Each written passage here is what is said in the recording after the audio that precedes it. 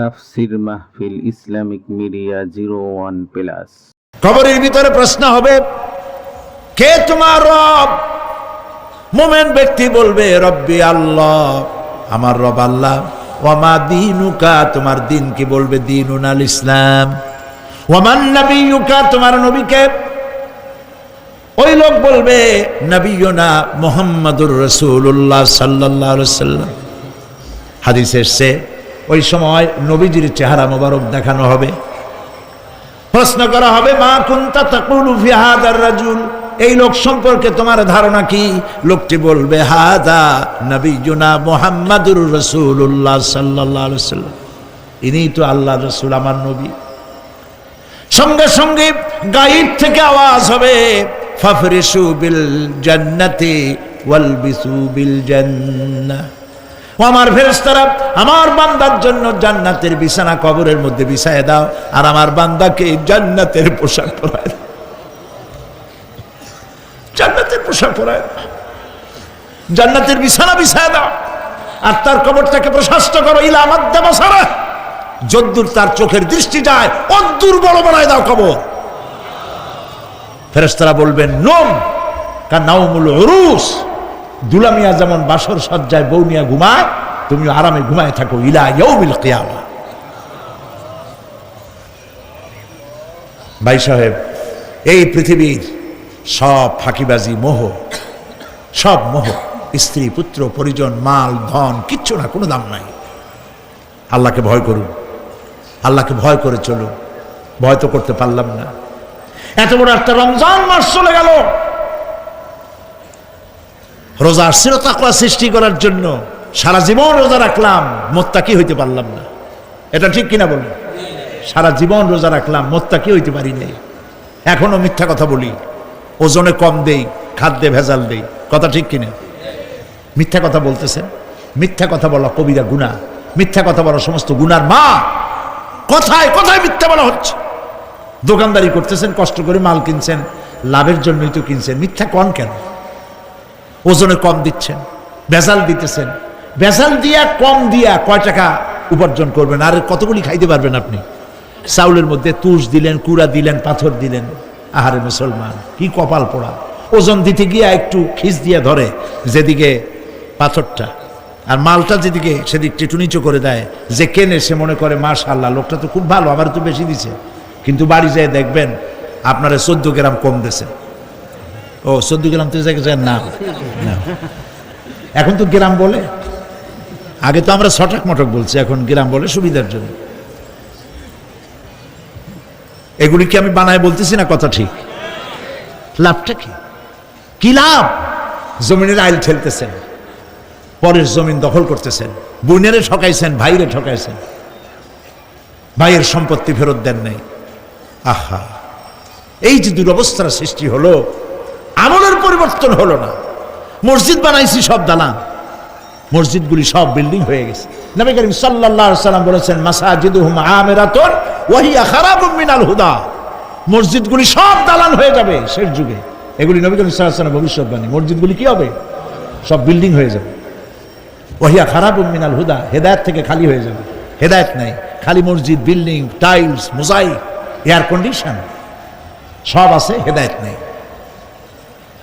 কবি বলতেছেন, মসজিদ তো বানালি है सब भर में ईमान की हरारत वालों ने, मन पुराना पापी रहा बरसों में नमाजी बनना सिखा। মন চাইছে তাড়াতাড়ি করে মসজিদ একটা বানাই ফেলাইছে, কিন্তু বছর বছর নামাজ পড়লো, মন সেই পুরানা পাপী রয়ে গেছে, সেই পাপ থেকে সে বাঁচতে পারে নাই। এই জন্য বিশ্ব কবি আকবাল বলেন, মসজিদ মে মরসিয়া খাহে কে নমাজি ন রহি, মসজিদ মে মরসিয়া খাহে কে নমাজি ন রহি, याने वो साहेबे औसाफ हेजाजी न रही।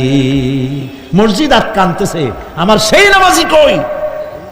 যেই নামাজিরা যখন নামাজ পড়তো, পাখি এসে মাথার উপরে বসতো, পাখিতে বুঝতে পারতো না যেটা মানুষ না গাছ। সুবহানাল্লাহ। আর এখন ইমাম যদি নামাজ পড়তে আত্মাহিত পড়তে দেরি করে, ধীরে ধীরে পড়তেছে, পিছন থেকে সিগন্যাল মারা শুরু করে, বেয়াদব! ইমাম যদি নামাজের মধ্যে, ইমামকে কখনো গলায় কাশি দিয়ে আপনি ডিকটেট করতে পারবেন না, বেয়াদবি, নামাজ নষ্ট হয়ে যাবে। অনেকে করে কিনা বলো? ওর নিজেরটা শেষ হয়ে গেছে, এই জন্য ইমাম করে না কেন, সেই জন্য কাশি দেয়। এটা ফাজলামি করার জায়গা নয়। প্রিয় ভাই সব, সুতরাং আমল যদি ভালো না হয়, মসজিদ সুন্দর বানায় লাভ হবে না। আমল যদি ভালো না হয়, সুন্দর জামা টুপি পরে কোনো লাভ হবে না। শরীরে হয়েছে ক্যান্সার আর মাথায় মাখতেছে লক্ষ্মী বিলাসের তেল, লাভ আছে? বলেন লাভ আছে? কোনো লাভ নাই। আমল পরিবর্তন, মিথ্যা ছাড়তে হবে, মিথ্যা ছাড়তে হবে।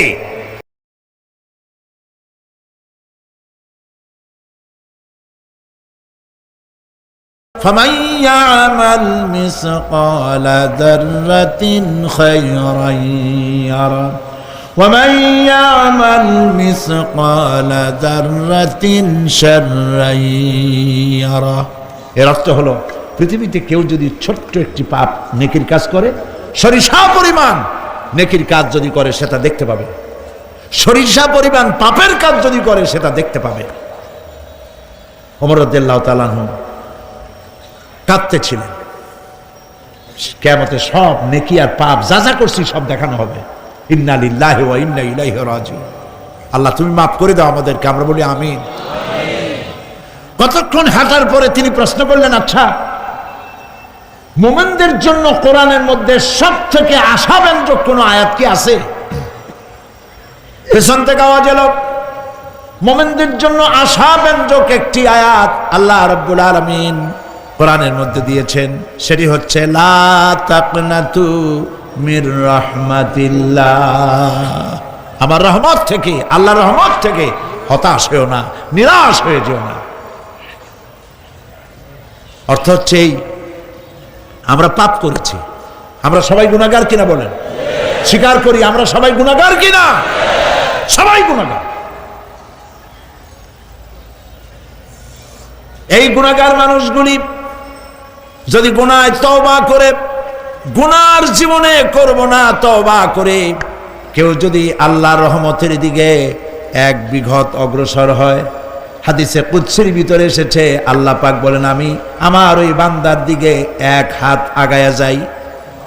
কোন বান্দা যদি গুনার তওবা করে আর যদি গুনাহ না করে, আমার দিকে যদি হেঁটে আসে, আমার রহমত বান্দার দিকে দৌড়াইয়া যায়। আল্লাহর গজবের চাইতে রহমত বেশি। বান্দা, তোমার গুনাহ যদি আকাশ সমান হয়, আল্লাহর, তোমার গুনাহ যদি পাহাড় সমান হয়, আল্লাহর রহমত আকাশ সমান। তোমার গুনাহ যদি আকাশ সমান হয়, আল্লাহর রহমত তার আরশে আজিম ছায়া গেছে। সুবহানাল্লাহ। মাপ চাও, ক্ষমা চাও, তওবা করো, জীবনে গুনাহ আর করব না। যে ব্যক্তি তওবা করবে, গুনাহ থেকে বাঁচবে, আল্লাহ তাদেরকে রক্ষা করবে। প্রিয় ভাইয়েরা, এই দুনিয়ার জিন্দেগিতে পৃথিবীর মহব্বতে আমরা পাগল হয়ে গেছি। সবাই শুধু টাকা টাকা, টাকা ছাড়া দুনিয়াটা ফাঁকা।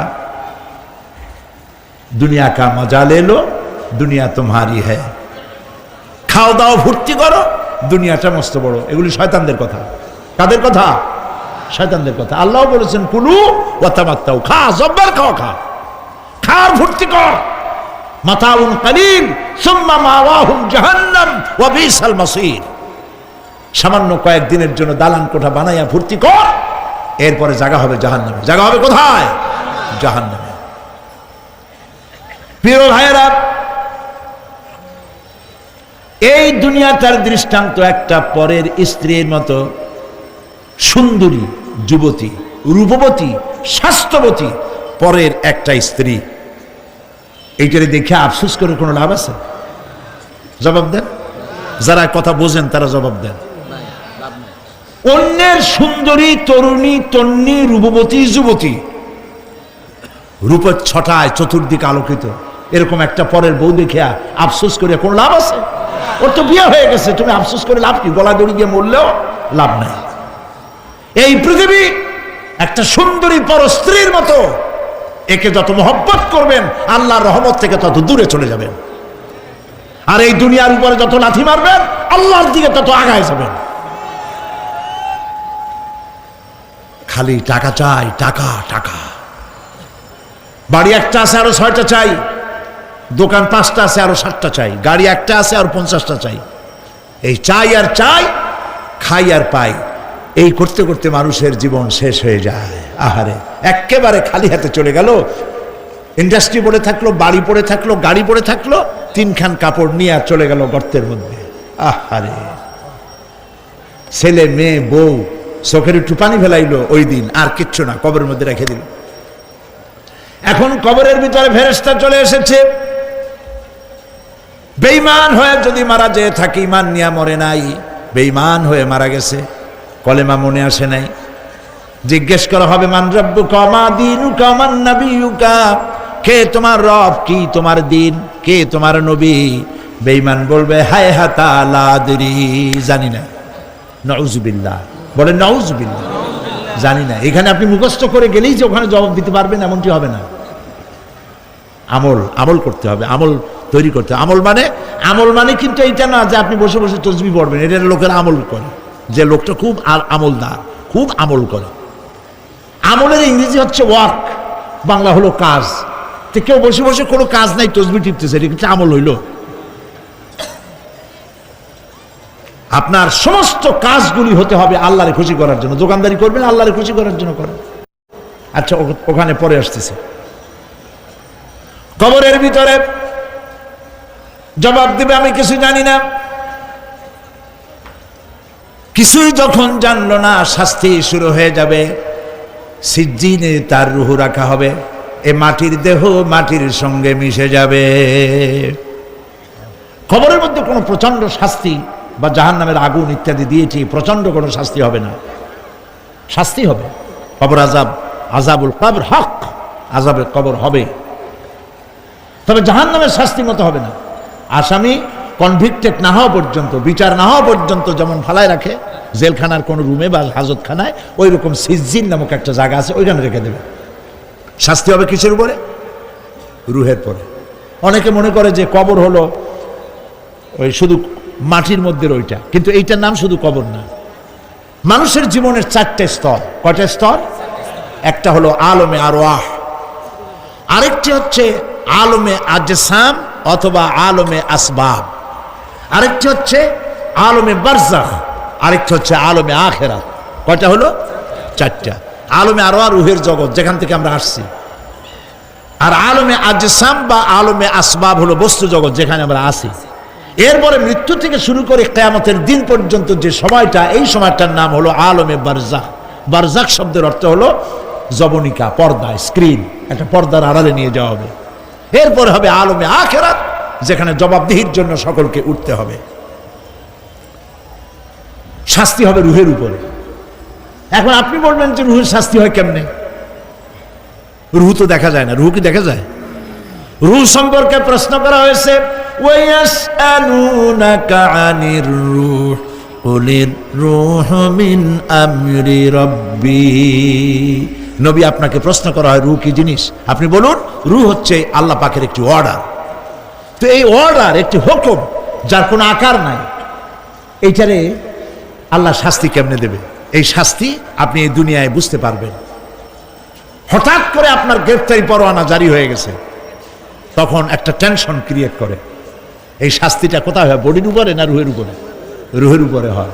ঘুমায় আছেন, স্বপ্নে দেখতেছেন বাঘে তাড়াইতেছে, বউ কাছে শোয়া, পুলিশে তাড়াইতেছে, বাঘে তাড়াইতেছে, সাপে তাড়াইতেছে, ঘেমে ভয়, আপনি ভয়তে ঘেমে হার্টবিট এত বাড়ছে, ঘুমের থেকে জেগে বউরে ধমকাচ্ছেন যে আমারে বাঘে তাড়াইলো, তুমি একেবারে নাক ডেকে জন্মের মতো ঘুমাইতেছ। বউ তো টেরই পায় নাই, ঠিক কিনা?